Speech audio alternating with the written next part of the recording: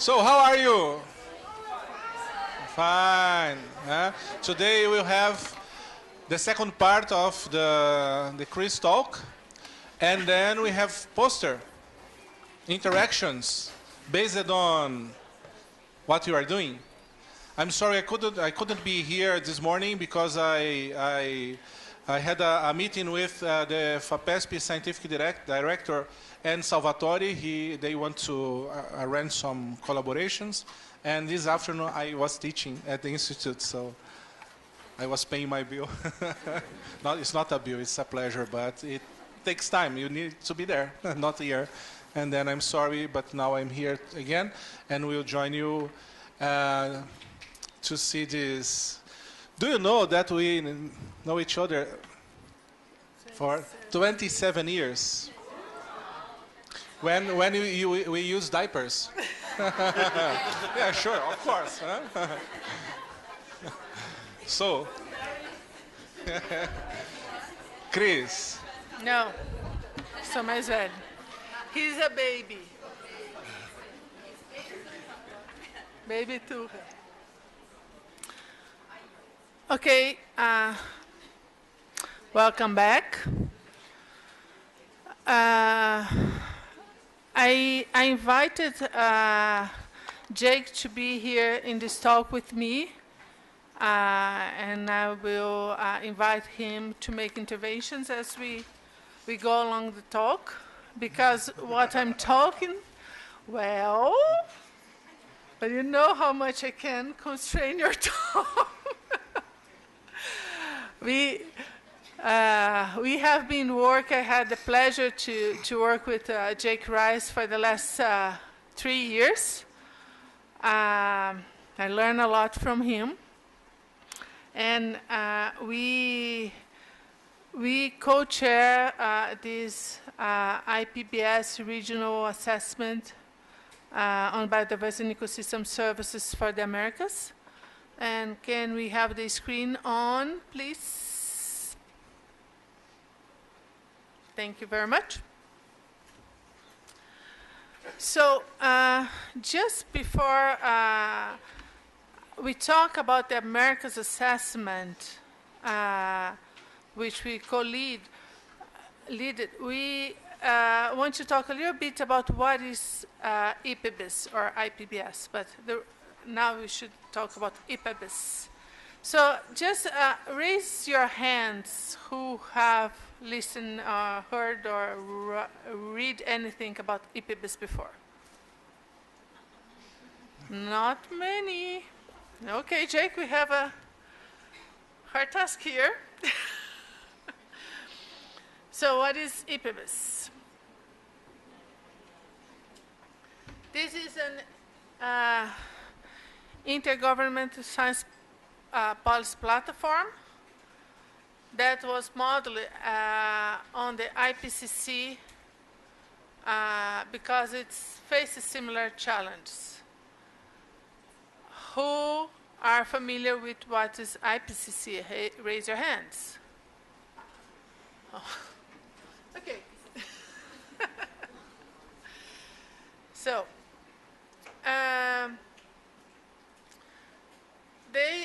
this platform was established to answer complex questions about complex socio-ecological systems.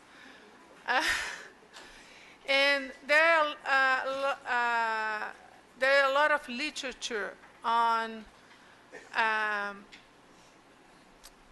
how nature contributes to human well-being, on the drivers of change in nature and human well-being, but there lack of consensus in many of these important points.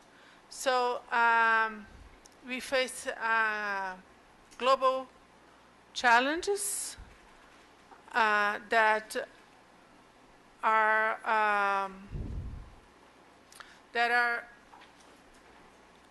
driven by similar drivers in different parts of the world. So the idea is to provide policy options that require actions at higher and lower levels. And nowadays, the platform, which is based in a UN structure, that it's an agreement, or Jake might explain this better, but it's fostered by FAO, UNESCO, UNDP, and UN Environment. And nowadays it encompasses about 129 countries. States are now parties, and this number are growing. And what are the fundamental core questions for science that we try to answer in these assessment reports? Were we actually losing biodiversity on global and regional scales? If so, does it matter to human well-being? In what ways? What are drivers of change? What are policy options to address these drivers? The conceptual framework we presented early in the first talk, and these structure the chapters of the assessments, where we look at status and trends in human well-being, biodiversity, and the drivers. We look at scenarios and the policy options. And out of these different chapters, the assessment has 6 chapters, the regional assessment of the Americas. We produce a summary for policymakers that has to do with that early question about communication. We need to communicate our science.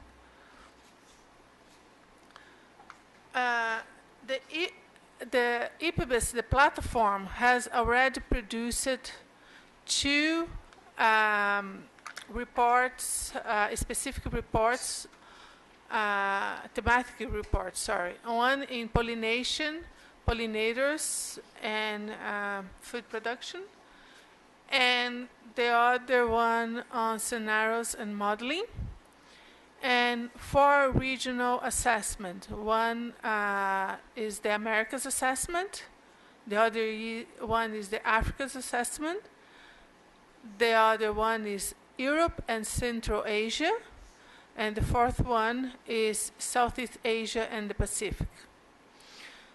So we will focus mainly on the Americas assessment here, where we have some results to share with you.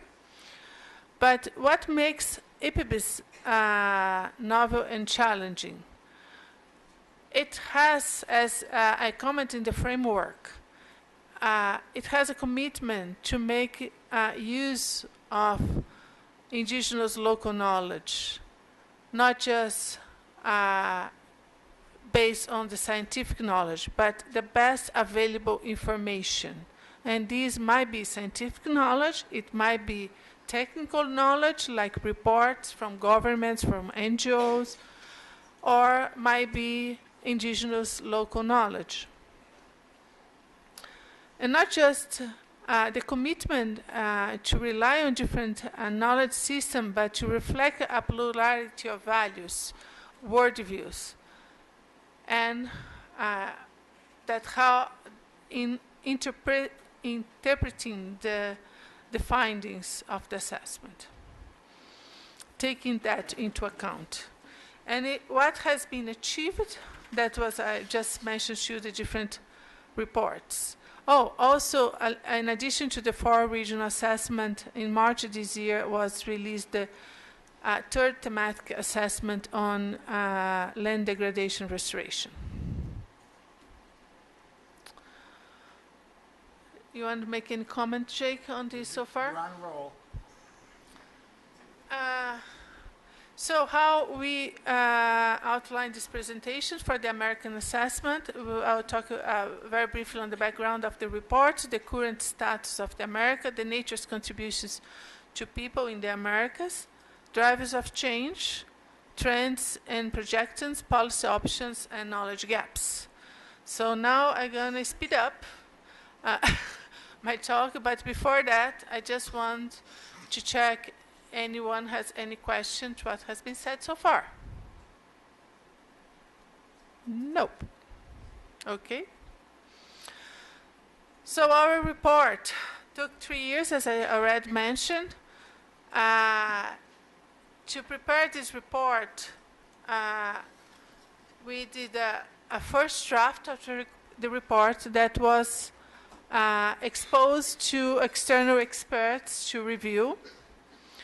Then, based on the comments we received, we elaborate the second draft that again was exposed not to external experts but also to governments, and they comment on that.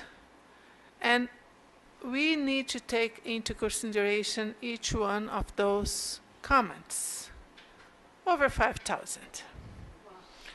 And we draft the final report, which was then negotiated in 2018 among the different parties that's part of the platform, and approved in this last IPBES plenary, March.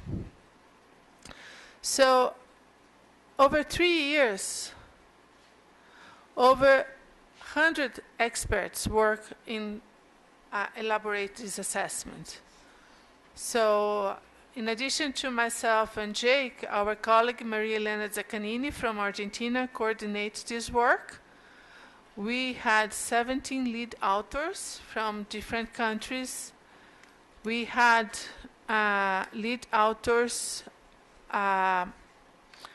from different disciplines, from marine, not many unfortunately, from terrestrial ecology, from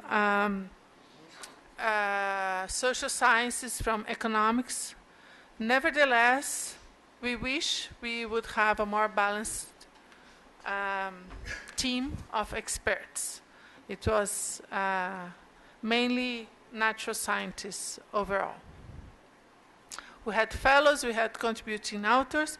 There was a bureau and a MAP, a multidisciplinary expert panel, that were the management committee with this, with the 3 co-chairs that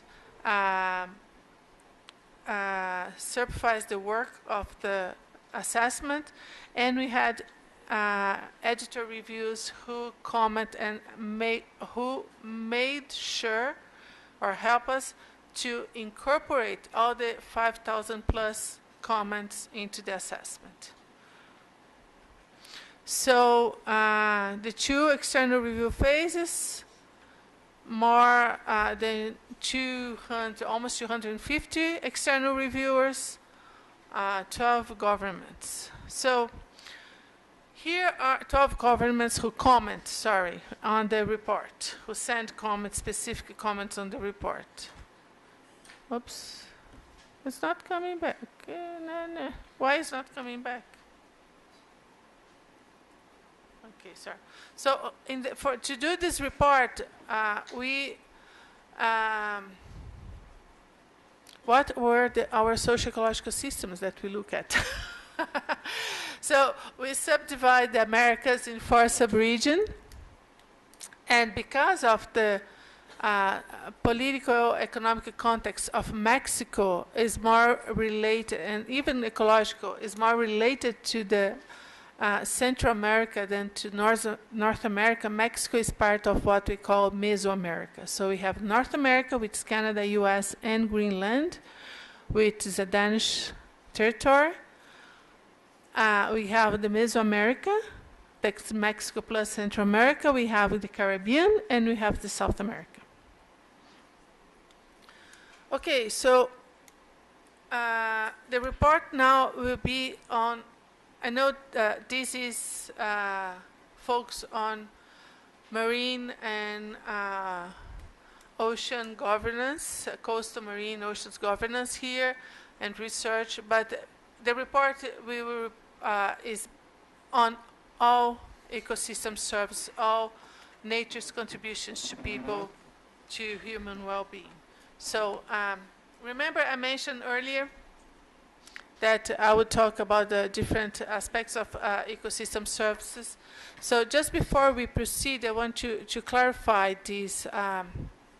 IPBES is using a different terminology in the reports. It's using nature's contributions to people, which encompass the ecosystem service, but broaden it to bring these different perspective values that we talked earlier in the first class about. So, in the Millennium Ecosystem Assessment, we had cultural services, but cultural services are one type of the non-material services that nature can provide us. But there are other types of services that is not within the cultural services box of what we understand from at that time at the Millennium Ecosystem Assessment. And for instance, the learning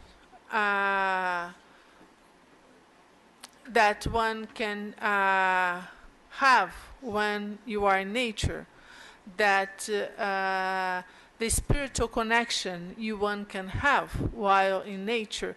So there are the inspiration that nature gives a modern artist or indigenous artist, or those things are not really cultural services, are a little broader than that. So the concept of nature's benefit to people, as you're gonna listen through our presentation, start from the ecosystem service, but trying to broaden and to bring different values, especially because for many cultures, when we say nature serve human, it's not accepted at all, because nature may exist by itself, and humans should be serving nature in some cultures. So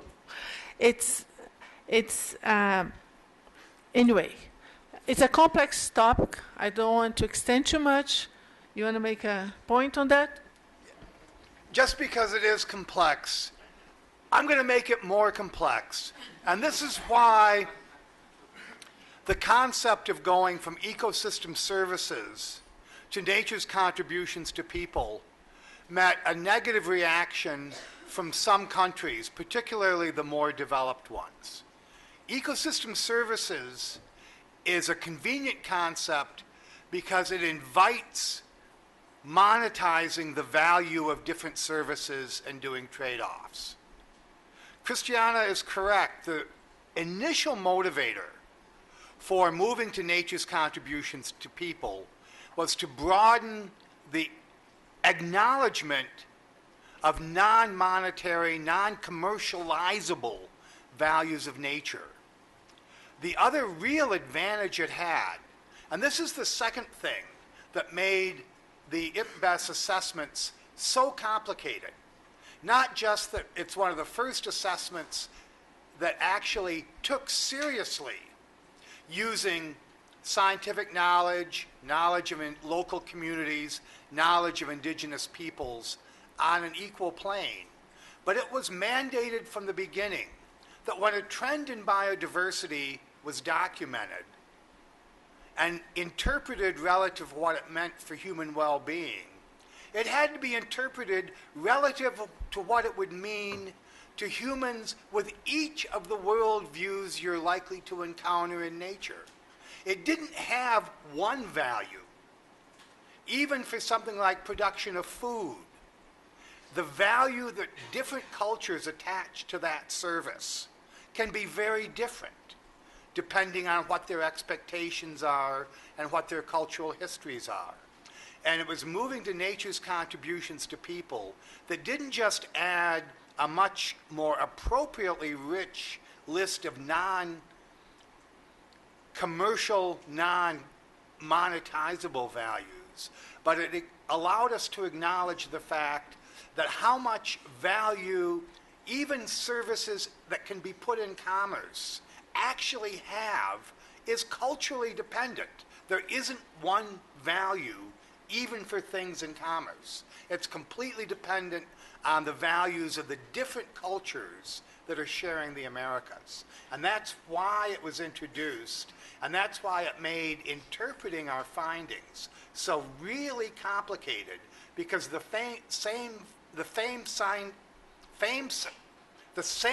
findings could mean very different things to very different cultures, aside from the spiritual and aesthetic dimensions, even the more concrete ones. It could still mean quite different things. Thank you, Jake.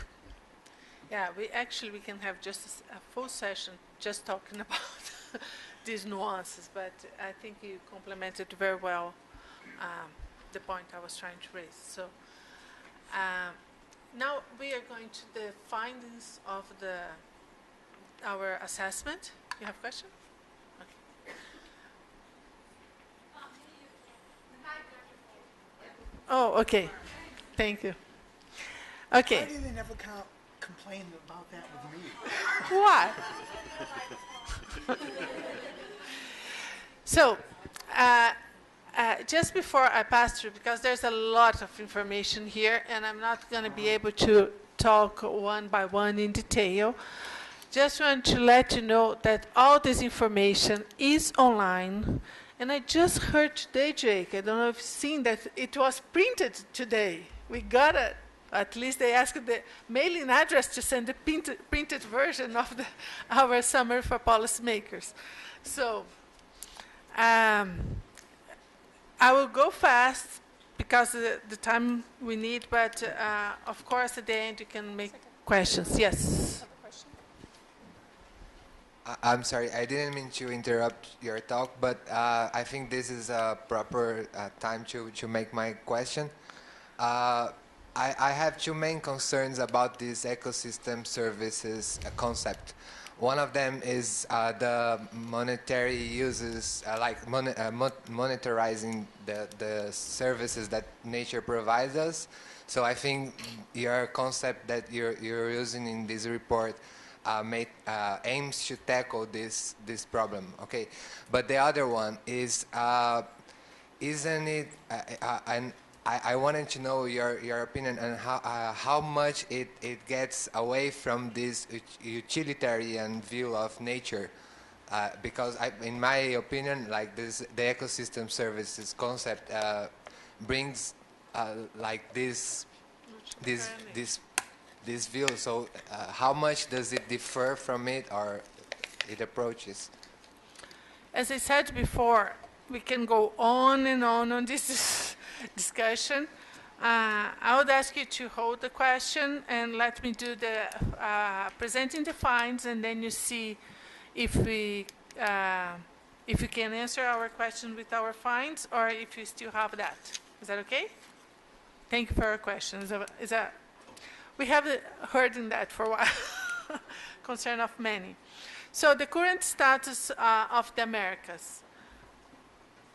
So many of you have seen this map of the biomes of America. In our analysis, we used the term units of analysis instead of biomes in most of the cases, because in addition to the different biomes, we also look at transformed landscapes and seascapes. So particularly we looked at agriculture, aquaculture, and systems, and also urban systems. So in addition to the biomes, you're going to see other units of analysis. Probably all of you know the richness of America. I'm not going into detail of all these, how we have how many hotspots, etc. But one important message is that where a species taxonomic group has been assessed, we have been about 25% of the assessed taxons are on threat of extinction. And we are center of origins of domestication of important crops. We have several biological hotspots, etc. And talking about the threats to biodiversity, when compared to pre-European settlements, 95% of the tall grass prairies in North America is gone. Some examples, like 88% of the South Atlantic tropical forest is gone. 50% of the Mediterranean forest is gone, and 70% of the Amazon. So it all has been transformed to human-dominated landscape. And this has implications for the good and for the bad of human well-being. Because people need to eat, people need to dress, people need to have shelter, and a lot of that comes from production systems in these biomes that has been transformed. So our focus here is to show the data what's going on, is not to judge what's going on. The Americas has 13% or more or less 15% of the world's population and accounts for 34% of global GDP. So we produce a lot here. We consume a lot here. We have 2 of the 10 largest economy and one of the poorest one, Haiti. We have 22%, almost 23% of the ecological footprint, the global ecological footprint. We have over 66 million indigenous people in the American still, and their values. And we have an outstanding cultural diversity. We have about 15% of the world living languages, and the culture associated to that. So, how nature contributes to people in the Americas? The Americas represent 40% of the world ecosystem capacity to produce nature-based materials consumed by people. As I said, food, shelter, clothing, among others, energy, and to assimilate the byproducts of such consumption. The high capacity to contribute, this high capacity contributes in an essential way for securities, already mentioned, and for providing health and non-material contributions. When economic values are assessed, the Americas terrestrial NCPs, the nature's contributions to people, equals its GDP. And the economic, which is over than $24 trillion per year. So here is a representation of the economic evaluation of American subregions. And you see that the value per area, or the value per inhabitants, per capita, changes are different according to different subregions. What are the drivers of change in nature, nature's contributions to people and quality of life in the Americas? We have indirect anthropogenic drivers and direct ones. The indirect drivers account for population demographic trends. It accounts for unsustainable patterns of economic growth, for weaknesses in governance and inequity, among others.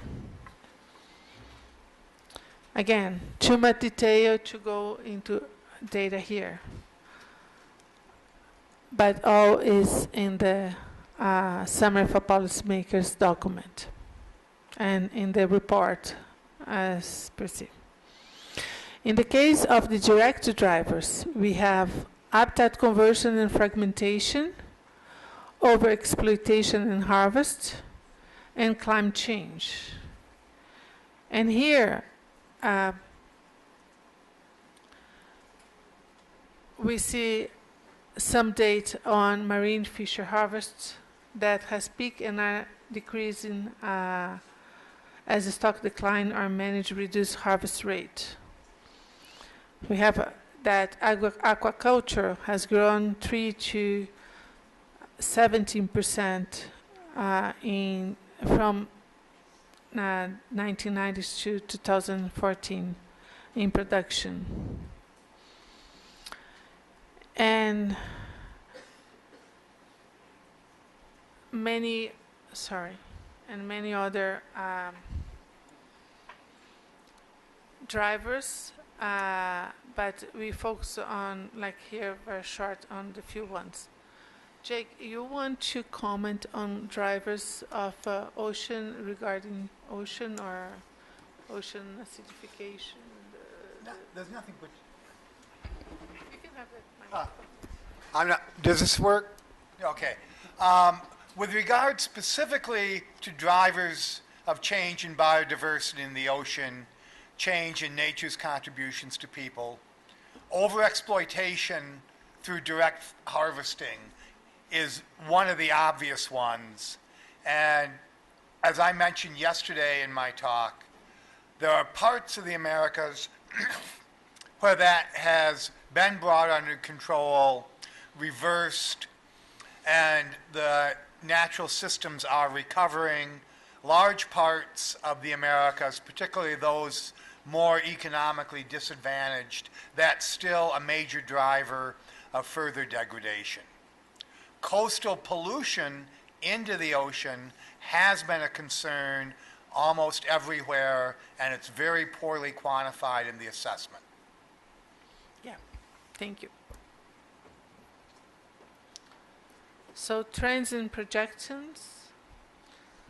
So coral reef have declined by more than 50% since the 1970s, and only 10% remained in 2003.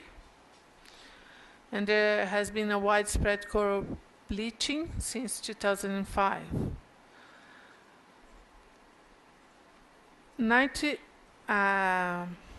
forests in South America and Mesoamerica has been lost, but net gain occur in North America and the Caribbean. And net gain on forest cover might be related to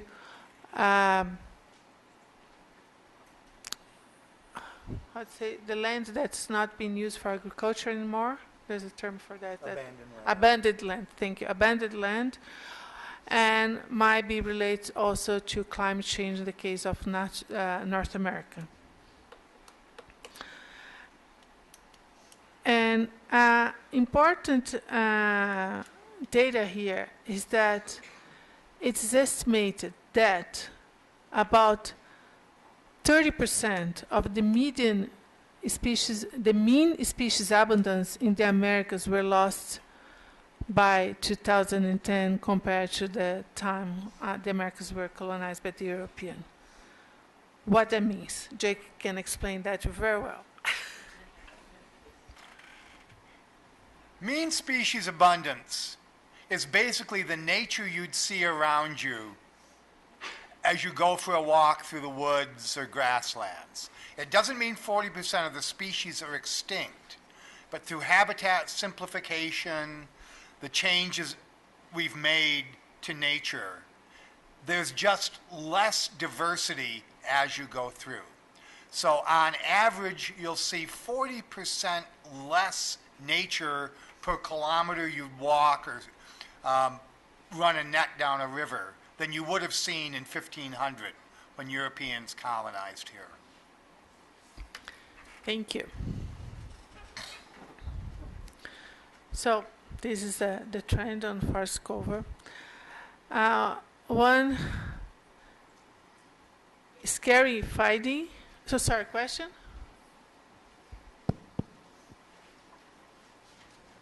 Hi, I'm Paula from Brazil. What did happen in Caribbean? I was curious. What did happen?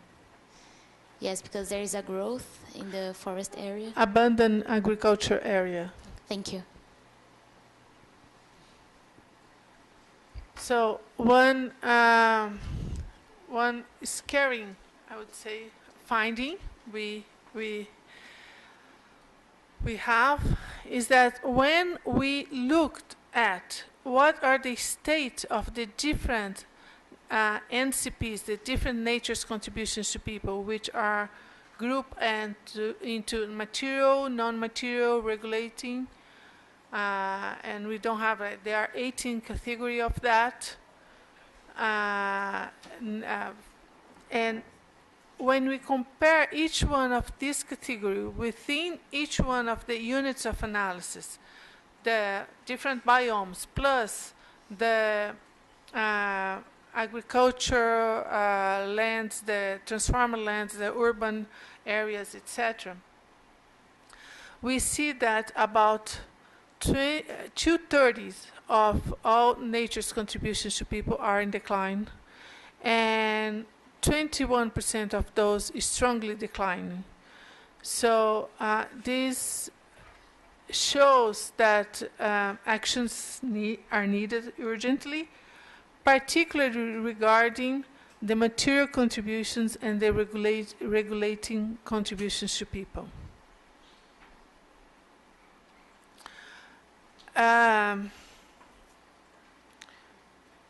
We see that per capita water supply is declining, and there's widespread and sustainable use of surface water and groundwater in many parts of the region.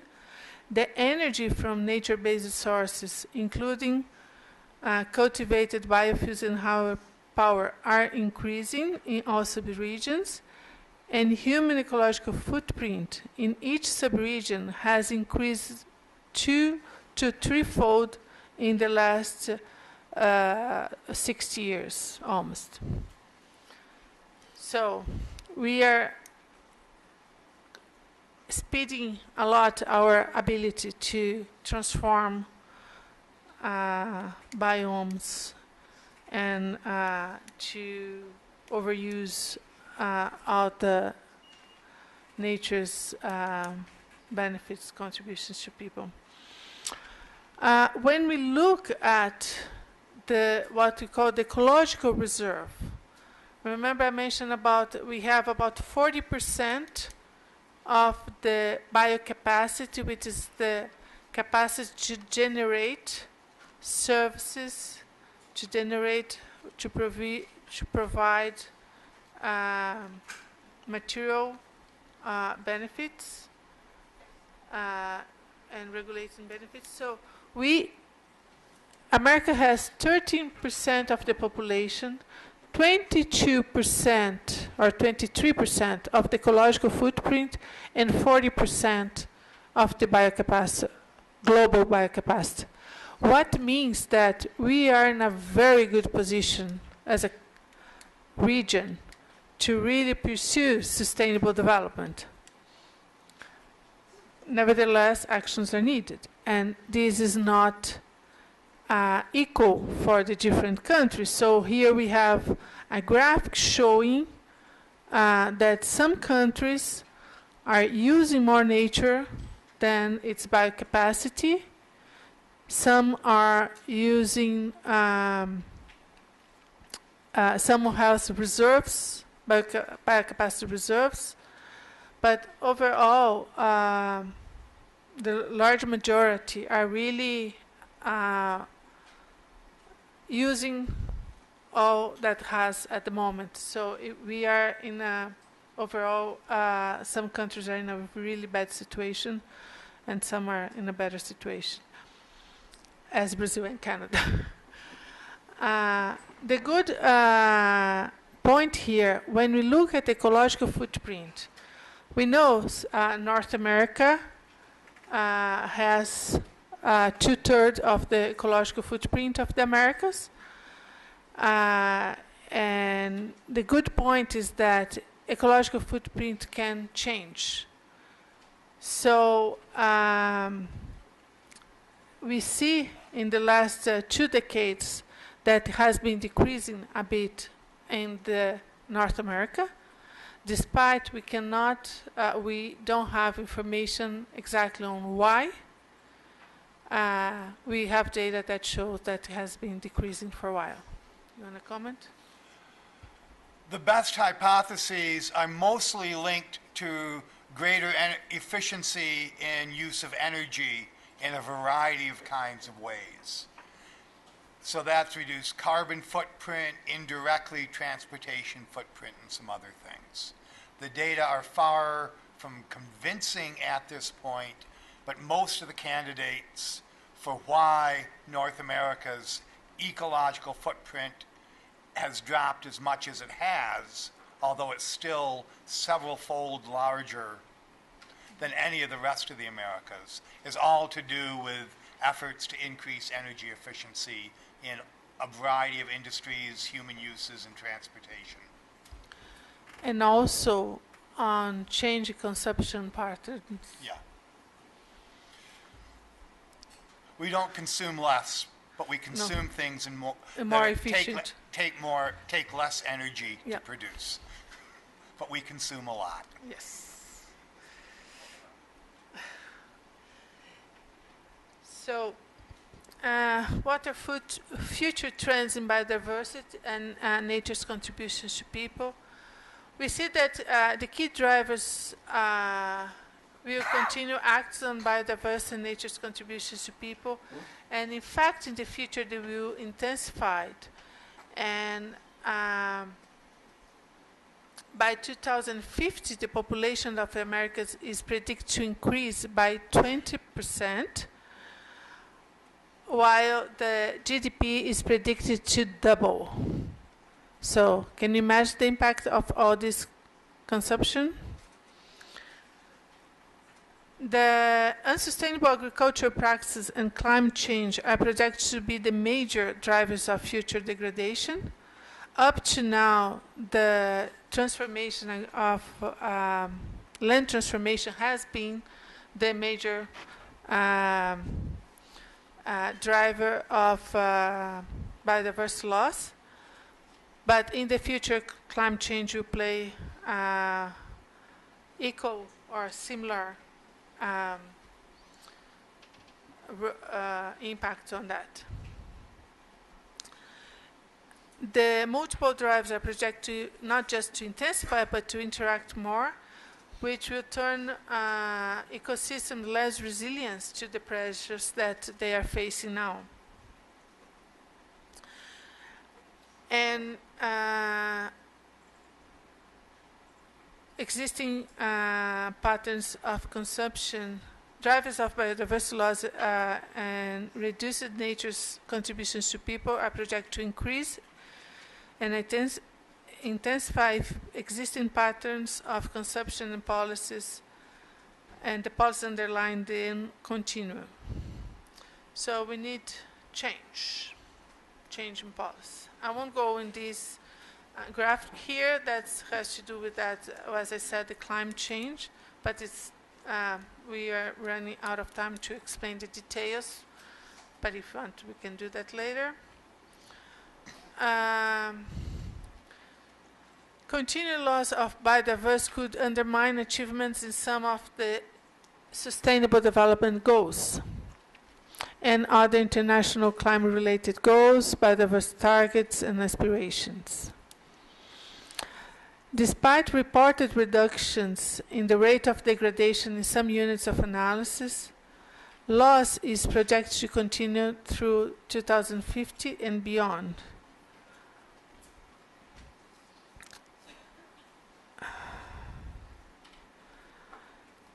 Projections of further loss pose significant risks to society, as that will turn less resilient, and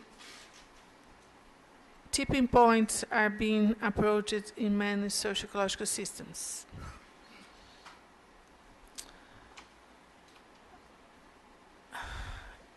it is unlikely that countries will meet all HE targets by 2020. Only few of the HE targets might be met by some countries. And that's because policy choices and trade-offs has negative impacts on different aspects of biodiversity. Trade-offs with negative impact, sorry. So one important find here, and has to do with that issue about bringing this, consider different values in this assessments, that when we decouple lifestyles from local habitats and direct degradation of the environment erodes sense of place, language, and local ecological knowledge, this compromise cultural continuity. I remember I mentioned that in the Americas we have about 15% of the world languages. Out of that, 61% are threatened or at risk because the people who speak this language are dying. So what our assessment found in terms of policy options, what initiatives are making a difference currently? We found nothing new. Actually, we found that that there are a lot of policy options there that has been used here and there with different degrees of success. But in many cases, they are not being implemented. So there has been an increase in protected area, which is great. There has been many ecological restoration projects, and that's good. But protected area are important but not sufficient to conserve biodiversity.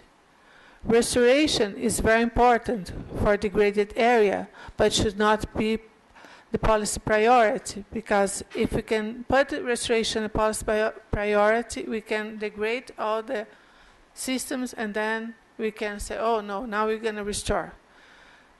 Well, it doesn't work like that, because when we restore a system, not all function and structure of the system can be restored, and especially the non-material contributions to people are hardly ever restored. So what options are available for progress? We have to take into account short and long-term trade-offs, telecoupling and leakages and spillover effects on many scales. We have to mainstream the environment effectively into economic, social development sectors. We have found that no single governance approach fits all, including mixed governance system. That means that it's all context specific. So again, remember the first class when I talk about socio-ecological system? The governance approach for one system depend on the questions, depend on the problems, depend on the social environmental context in which it is embedded as subsystems. So it is, there's no recipe. We also found out that behavior change from individual to corporates to communities are very important. And we tried to tabulate it, or we did tabulate several instruments and discuss it about where it has been working and why, and where it has not been working and why, in terms of what are the enabling conditions and the impediments for implementing these measures. We are not it's of course that's not to read. It's a very small, but we want just to say that regulatory mechanisms are, as I said, we found nothing new. Are area-based, are limits to technology, to access, are restorations, are management, are ecosystem approaches, control of invasive species, everything that we already knew. So the issue is about how to implement and where to implement them. Incentive mechanisms, eco-certification, payment for ecosystem services, right-based approaches, access and benefit sharing. So all the instruments, policies that we already know. What is interesting here in this assessment is we try to offer to policymakers that depend on, policymaker has so much amount of money they need to spend, they have to spend every year, and they have to make decisions where they're going to put that money. And if you need to address the sustainable development goals, which goals you're going to address, which it all depends which nature's contributions to people you're going to try to protect or try to increase, or so it all depends. So we did an effort in trying to cluster different SDGs with different nature's contributions to people. So we can offer some groups of nature's contributions to people where once addressed can help approach the SDGs. That's something that come out of the panel of experts. And we also identified several knowledge gaps in our assessment. Well, of course, much of the biodiversity remain unrecorded by scientific standards. There's a need of more comprehensive assessments of costs, benefits, and values that fully understand the relationship of nature and quality of life at regional and sub-regional scale. There is a mismatch between social data related to quality of life produced mainly at the political scale and the ecological data produced often at the biome scale. So to integrate data like from a country, like Brazil, we have IPBES, for instance, that is the Institute of Statistics that collects data. It provides data region-based, not biome-based. And FAO data is all country-based, while it's the data on Amazon is not country-based, it's the Amazon basin or the tundra. Well, tundra is, you have both north and south, but anyway, it's and there's the need to foster more assessment of non-material contributions to people regarding quality of life, because there's not much data on that. There's a lot of suppositions, there are a lot of linkage that every one of you can make, how nature can contribute, but when you go and look for data, we don't get much, or not almost. So we really need to strengthen that. The linkage between direct and indirect driver. So everybody knows that, well, more population, more the GDP grows, there's more impact on nature, but the linkage between the indirect and the direct drivers are not clear. Because there's several indirect drivers, there are several direct drivers, and how they're connected is something that we need to explore further in future assessments. And the factors that affect the ability to generalize and scale up and down results from individual studies. Especially when we look at indigenous knowledge, there's a lot of information, but it's all case-based. And how we can bring that information for a regional level. So there's a lot of scenarios. We can get scenarios for a sub-region of a country, or like the charcoal that takes in Argentina, but how you expand that scenario for large, let's say, South America. So there's a lot of we have to do still. And evaluation of the impacts in short and long term of policies and programs. Most of countries in the Americas don't have policy assessment.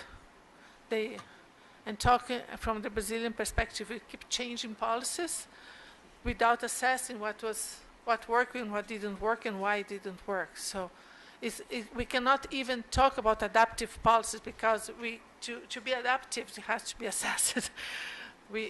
It's just new policies, try and error. So with that, I'm finishing my presentation here, and I invite you to make questions, and I invite my co-chair to answer the questions. And I hope I wasn't too boring.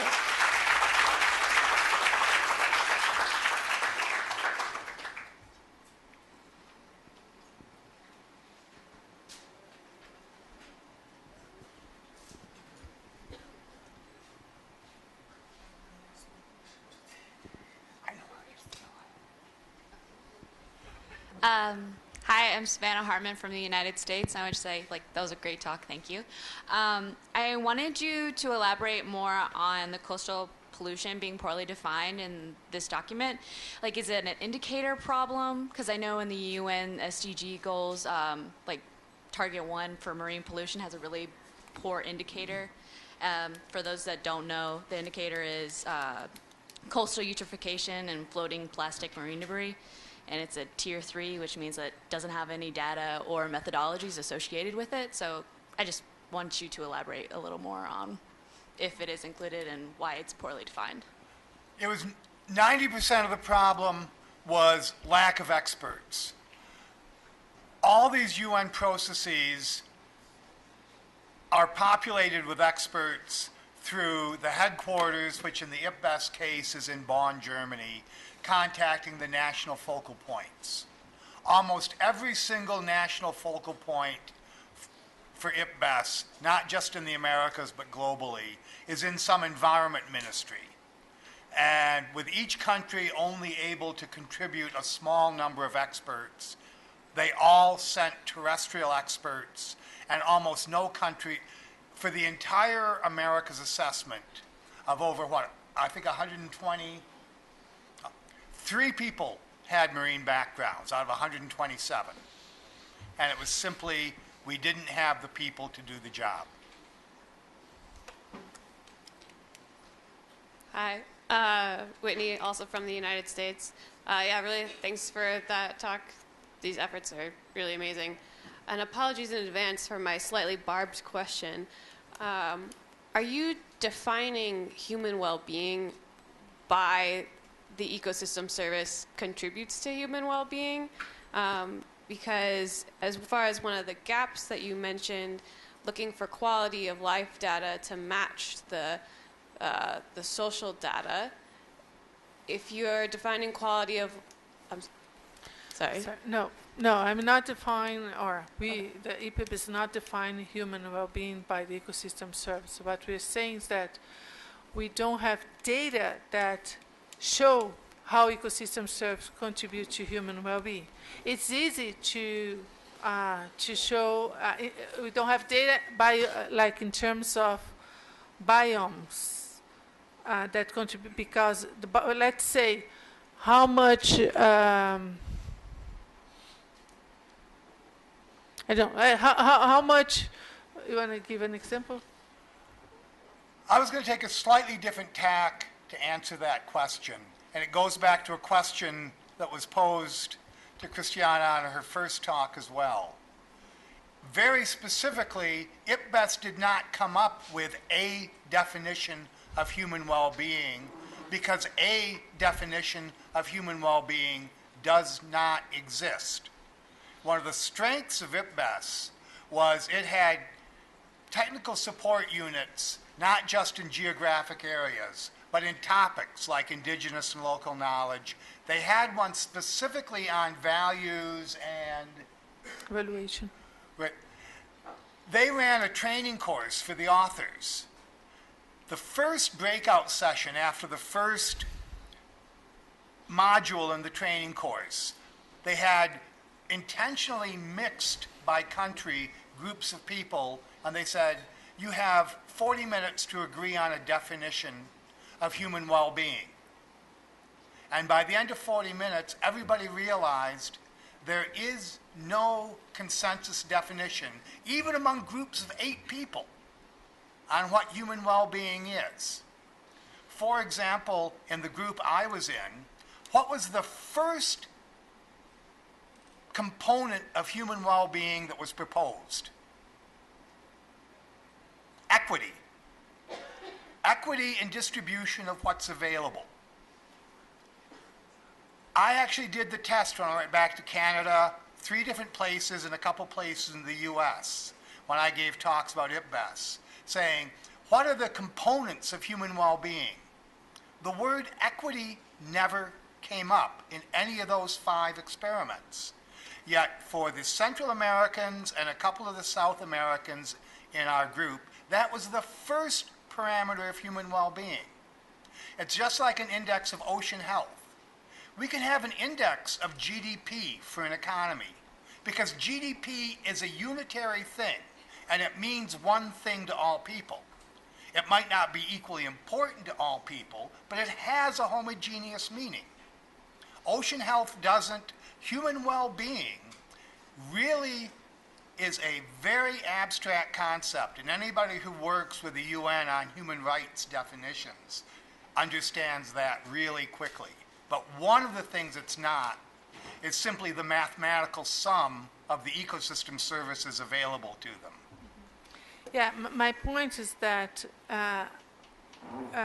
it's possible to measure ecosystem service within a biome, an ecosystem, but to match that data with how it produces human well-being, despite there's no formal definition, of course, but there are, like, you can talk about food security, you can talk about health, you can talk about water security, you can talk about equity, you can talk about the cultural continuity, how these services provide all that. And there is no data that shows, not no data, but there's very few examples that show with data and not just with interpretations that we do of this links between social and ecological systems.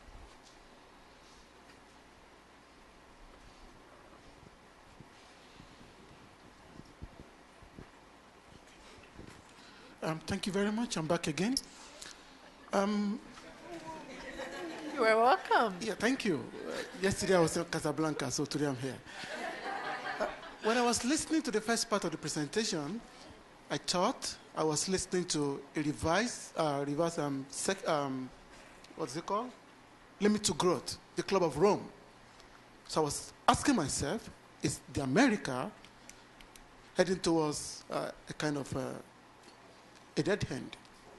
But then you shifted to give some kind of a ray of hope. Now, my question is, to get out of this kind of a dead end, based on the data presented, based on your earlier finding, do you think there's a political will on the continent to reverse the trend of the way things are going? 25% of depletion, 95%, 61% of the indigenous language is going to disappear. Is there political will within the continent to turn things around? Because we can always have this information. If we have a business as usual situation, what is going to happen?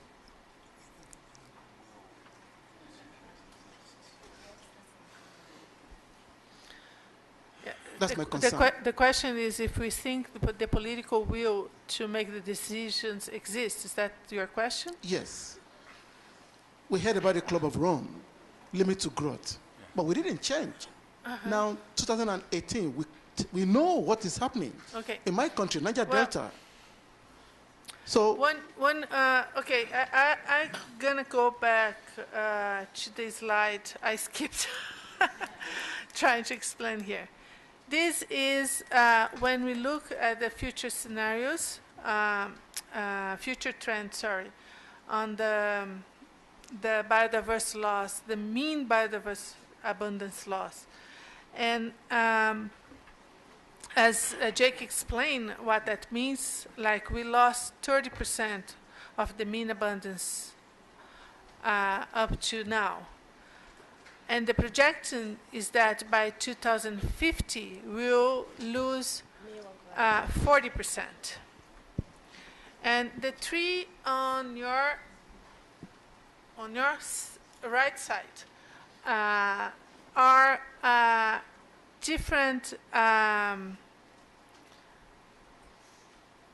interventions, scenarios that are built to understand how that would go if policies are implemented, if consumption patterns are changed, and if what's the third one? Technology are improved, so turn more efficient. And all of these would put the brakes on losing more biodiversity, losing more the mean abundance of species. But the one that do, but the strongest brake, despite is not very different, it's about 36%. The one that was the strongest one is consumption pattern changing consumption patterns, like this at the individual level. But the policies can put the brakes on this. Now there is the will.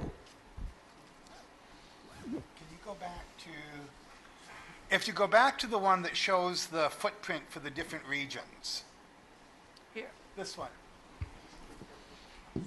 In North America, by far the largest footprint, there was the political will since 2000 to the present to reduce that footprint and reduce it measurably.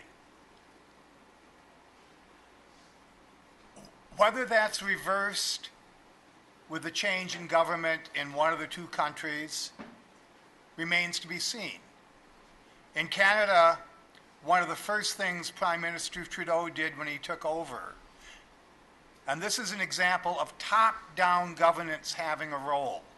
One of the myths people have is that everything's going to be solved from the bottom up by communities. Bottom up and communities are really important.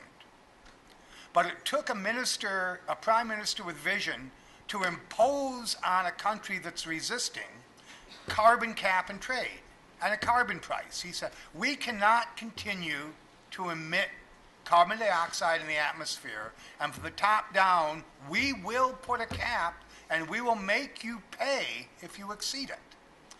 And that was necessary. That would never have come from the top down.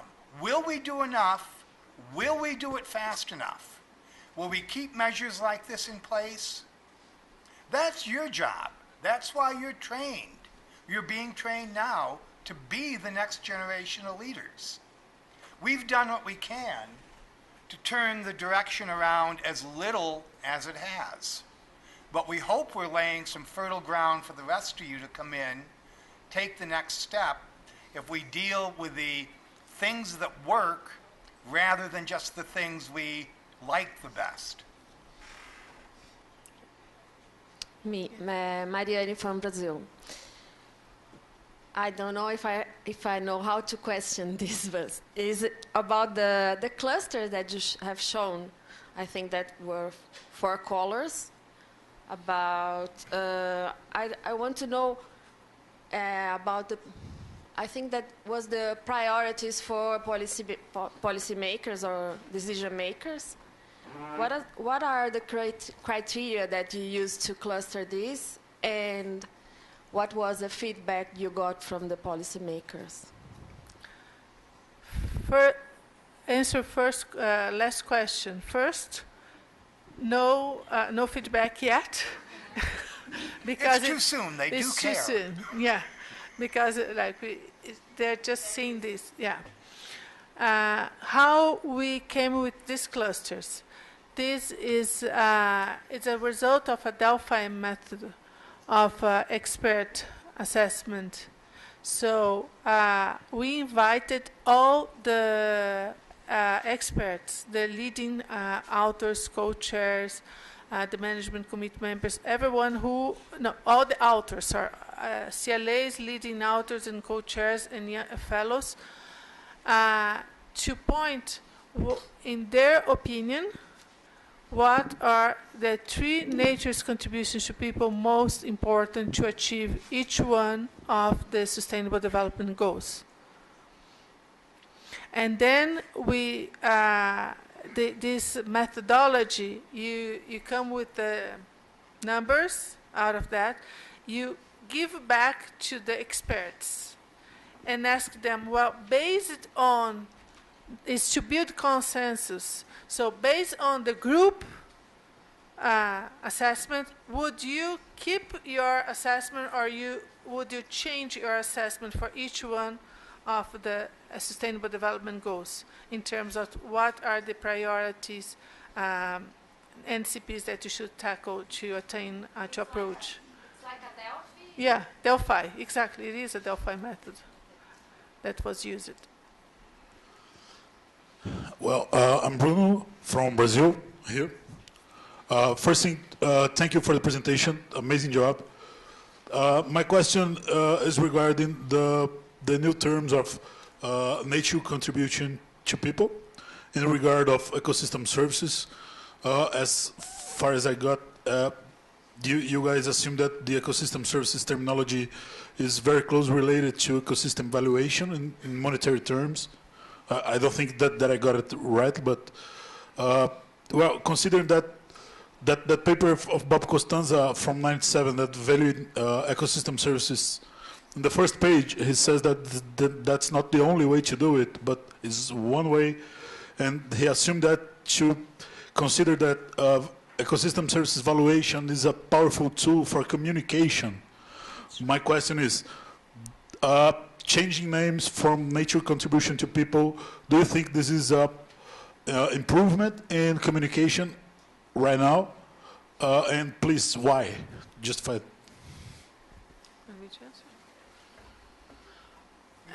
Yeah. Your shot first. Okay.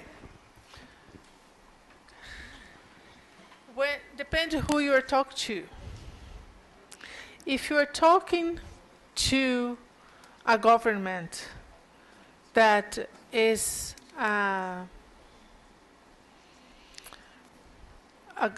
where decision makers are based within the capitalism, how do you say? I don't want to get people. Anyway, for some decision makers, monetary values are very important, and that's all they look at. For other decision makers in other countries, there are other values that they attach to natures or that they consider. So just to give like 2 extremes of, as you probably know, like, can you imagine Bolivia and United States negotiating on? So it's important to communicate not to one type of decision maker, but the variety of decision makers. And as I said, decision makers, not just governments, decision makers as individuals, as private sectors, and sometimes the terminology ecosystem services are too much, as the colleague points there, utilitarian. And some people doesn't like this approach. There's another dimension to it. And this was a change that was strongly supported by the stereotyped global south and strongly opposed by the stereotyped global north. For exactly that reason, that in the global north, the dialogue with policymakers is almost always an economic dialogue. And in the global south, at least the stereotype is it is a broader dialogue. Coming from the global north, I was quite comfortable initially with the concept of ecosystem services until the IPBES process, when I really was dealing with a much more diverse group of people on a daily basis. And the analogy I use when I have to explain this up north, as a baby boomer white male, when I was going through my career, I thought nothing of the fact that the workplace I worked in was dominated by men around my age or a little older. Hiring practices of those days and educational practices were not designed to be discriminatory by gender or by race, but they turned out to produce products that were consistently discriminatory by gender and race. And just like Bob is right, I've talked about you don't have to implement the concept of ecosystem services as a totally monetized concept, but everywhere that it gets traction, it leads to a monetized discussion. The outcome of using it is discriminatory. And even in the parts of the world where the dialogue is about economics, the consequences of those dialogue apply to the non-monetizable uses and values of nature in those areas as well. And I support the conversion because it forces the dialogue in the North to include dialogue about those non-monetized versions when they would be very happy to have Brazil stay where it is and just have an economic dialogue. We're forcing them to broaden a dialogue in a way that it has to in order to create exactly the political will that's needed. We can't get the political will out of economics until systems have gotten so bad that we have to pay to fix them. And we don't want that degree of degradation before we get more broad-minded decisions out of our governments. Hey, I'm Natalia again from Brazil. Congratulations, it was amazing work. And my question is, what comes next? You will deliver or deliver already a summary to the policymakers. And here in this event, we are talking a lot about communicating and inter-science policy interface. So I'm curious about which will be the strategies of interface with the different policymakers, not only government, as you said, of the different units and countries to, I don't know, implement or monitoring the report.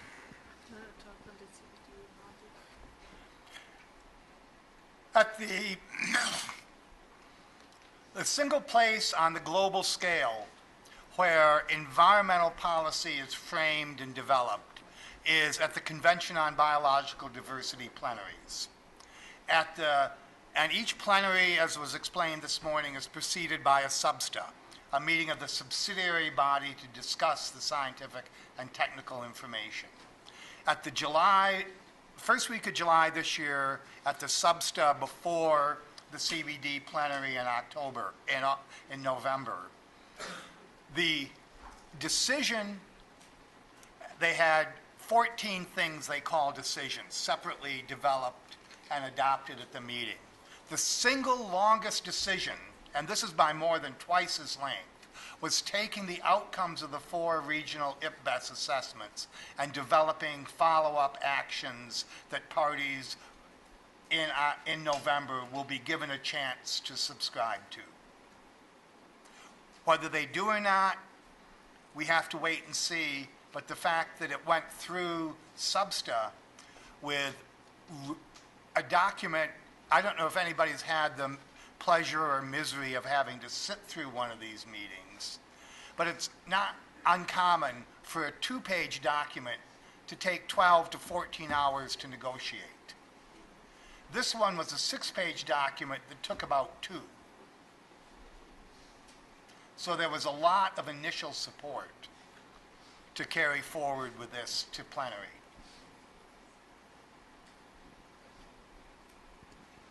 And then your countries individually, after the CBD has adopted, if they do, these decisions, then have to include in their national action plans that have to be updated, NBSAPs? National Biodiversity Strategic Action Plans. Have to update them to take account of each new round of decisions. So they'll have to build into their national action plans their responses to these high-level agreements. So it's coming.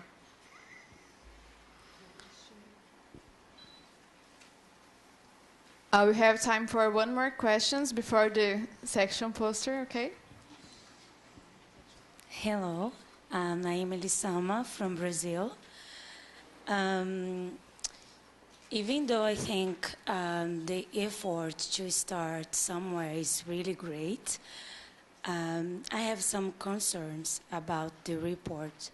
So, considering the quality and the quantity differences in science from the North America and South America, plus the economic differences, my question is, when the report considers the Americas as just one, doesn't it buffer the responsibility of North America regarding to degradation and consumption, and on the other hand, extends the not perfect but existent biomas and in Central and South America, because science and the amount of data is really different from one place to another. And when we say that it's just one, we say Americas, I think we are sharing some responsibilities in, I don't know, in a quality way, because we are so different in science and economy. So, but I think it's really good, the report. I don't want to. Well, the purpose of this report was to assess the regional and sub-regional levels. There are some other country-level reports being developed, including one in Brazil, for instance, where we'll show the difference at the more under sub-regional level. But when you say that, of course, there's a mixture, and we have to aggregate. But we're talking like we were preparing this, trying to understand what is the state of our biodiversity, of how that contributes to quality of life, what are the drivers of biodiversity, of ecosystem services, of quality of life. We have to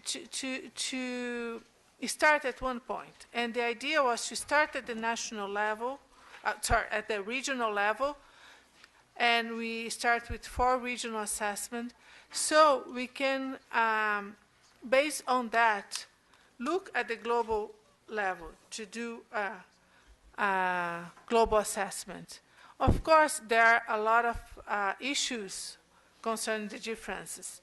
But for instance, when you say Well, there are the ecological footprint of North American is two-thirds of the ecological footprint of the Americas, for instance.